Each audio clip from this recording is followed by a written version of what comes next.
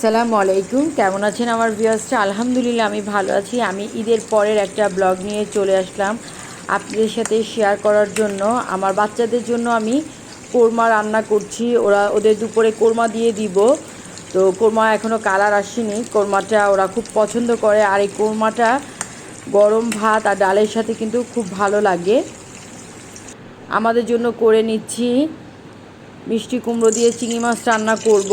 আর মাংস খেতে খেতে এখন আর ভাল লাগে না। আর ঈদের পরে মনে হয় একটু লাইট কিছু খেলেই ভালো লাগবে, এরকম খাবারই এখন ভাল লাগছে আমাদের কাছে।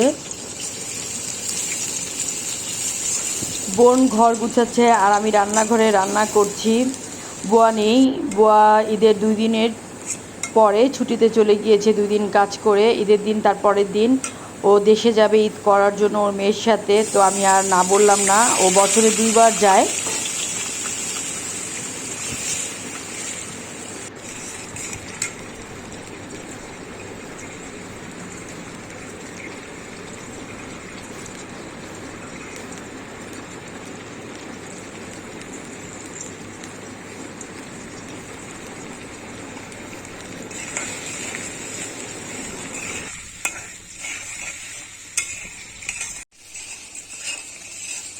এই ধরনের খাবার কিন্তু আমার আব্বুর খুব পছন্দ, চিংড়ি মাছ দিয়ে মিষ্টি কুমড়া। আর এই চিংড়ি মাছ আপনার ভাইয়া এনেছে। সবসময় কিন্তু এই ধরনের চিংড়ি মাছ আমার আব্বুই দিত আমাকে। তো আব্বু নেই রান্না করতে করতে। আর আমি যখন ভয়েস দিচ্ছিলাম তখন খুব খারাপ লাগছিল। সবাই আমার আব্বুর জন্য দোয়া করবেন, আব্বুকে যেন আল্লাহ জান্নাতবাসী করে।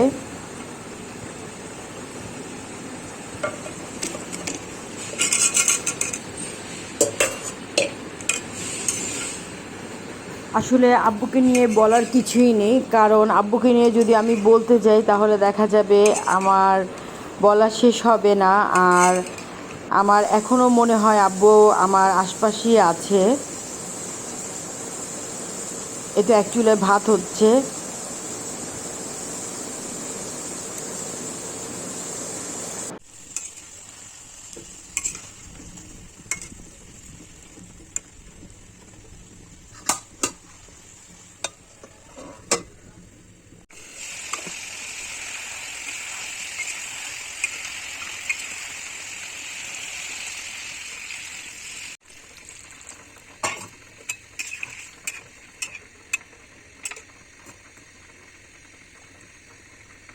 মিষ্টি কুমড়ার তরকারিটাকে ঢাকনা দিয়ে চুলায় দিয়ে দিচ্ছি, এক সাইডে রেখে অন্য চুলায় আমি কড়াইয়ের মধ্যে তেল দিয়ে দিলাম। আর এখন রান্না করব পোয়া মাছ।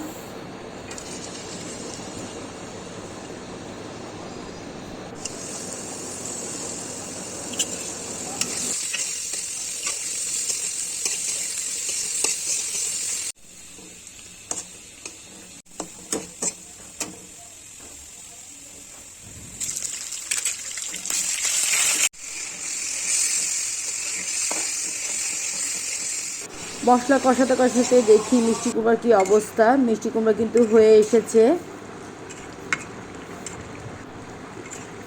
মিষ্টি কুমড়াকে আমি নামিয়ে ডিশে ঢেলে নিচ্ছি।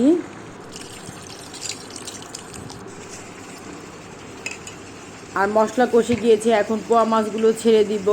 বাচ্চারা উঠে গিয়েছে, ওরা নাস্তা করবে না, ওরা একবারে লাঞ্চ করে নিবে।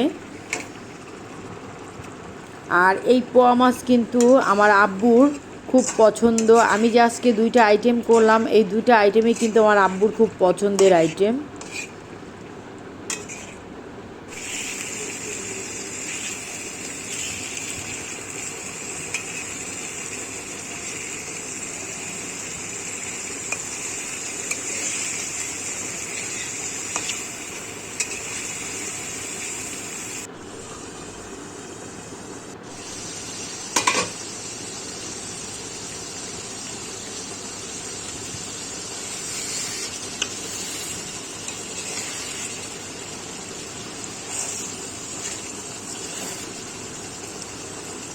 মাছ হলে মাছ নামিয়ে তারপরে আমি গোসল করে নামাজ পড়ে সবাইকে খেতে দিব। এর মধ্যে আপনার ভাইয়া ফোন দিয়েছিল, সে বলল বাইরে নাকি যাবে।